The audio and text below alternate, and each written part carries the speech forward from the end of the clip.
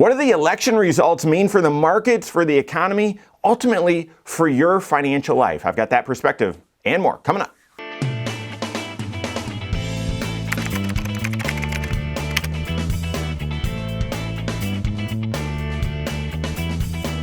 My name's Mike Bernard. I'm the host of the Wise Money Show. I'm also one of the certified financial planners right here at Korhorn Financial Group. Make sure you hit that subscribe button, turn on notifications, and smash that thumbs up button. All right, we know the results of the election. Obviously, the markets had a big reaction on Wednesday. What's this mean? What does it mean? Now that we know the results of the election, what's it mean for the markets? What's it mean for the economy? What's it mean for your tax picture? What's it mean for your financial plan? Let me give you 3 quick perspectives. First, on the markets. Obviously, yes, they rallied significantly on Wednesday, one of the best election result day ever in the market. And I would argue, whether you really like the result or really dislike the result, typically the market does like clarity. It doesn't like confusion, and markets are forward-looking. They are leading indicators, and so they're often trying to predict, well, where are things going? And so we started the year asking, is it even safe to invest during an election year when there's so much uncertainty? Markets don't like uncertainty.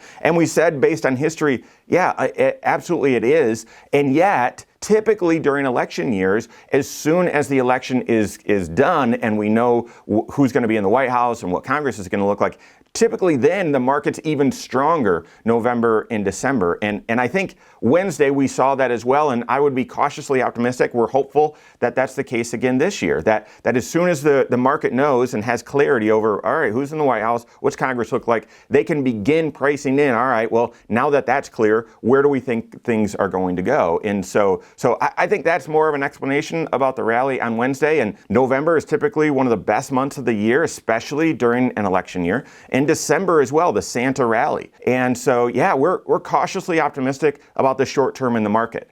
Now, the long term, we've said this as well, even before we had the election, that, listen, it's likely the new president's going to be inheriting one of the most expensive stock markets in history. If you look at price to earnings ratios, the current price to earnings ratio is second highest only to when George W. Bush entered the White House, and we know how that turned out. During his term, we saw both the tech bubble. We were right on the heels of right on the cusp of the tech bubble, and then the great financial crisis. You can't point either of those, the blame, back to the White House, but it was endured during his presidency, and ultimately stocks do rise and fall based on valuations, not in the short term, but in the long term. And so valuations appear stretched because of the easy economic policy, and we're still early in this bull market, just passing the 2-year anniversary, and so lots of optimism in the markets. We're optimistic as well, but you got to pay attention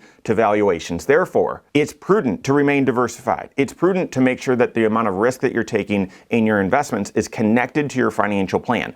High valuations to us, it just means there could be a little bit more gyrations, could be a little bit more volatility, and yet we remain optimistic. Likely going to be some volatility, so make sure that you're prepared for that, have diversified strategies and all that. But we remain optimistic about the path ahead. Now, obviously, that path in the markets is going to be shaped by the second perspective, and that's what's the White House, what's the election result mean for the economy. First, inflation.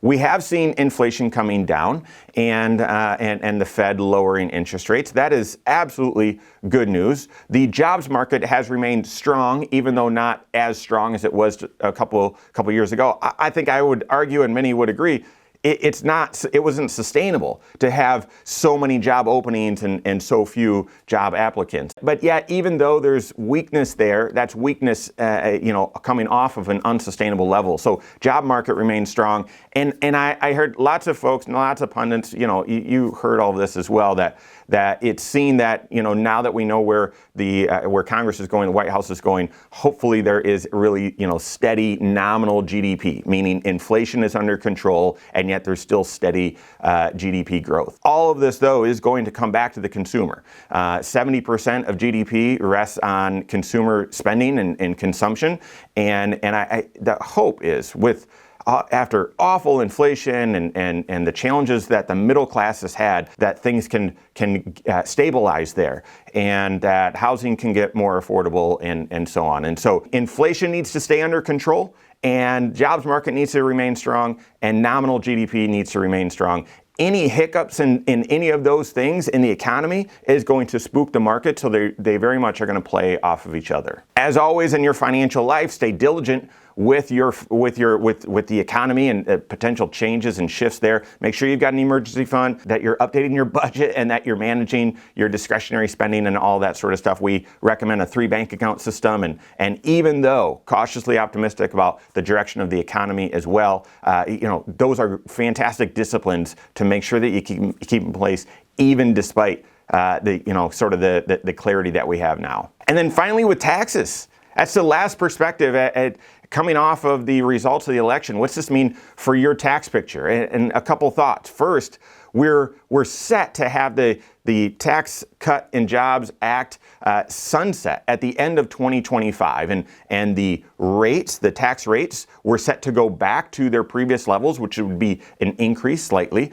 Standard deductions would get squeezed again, and a lot of things would change. Child tax credit was going to shrink again, and this ultimately, when the Tax Cut and Jobs Act went into place, they projected that it would save the average person, taxpayer, about $2,000 in taxes. That's what we saw. We prepare a lot of taxes for the average American, and that's what we saw.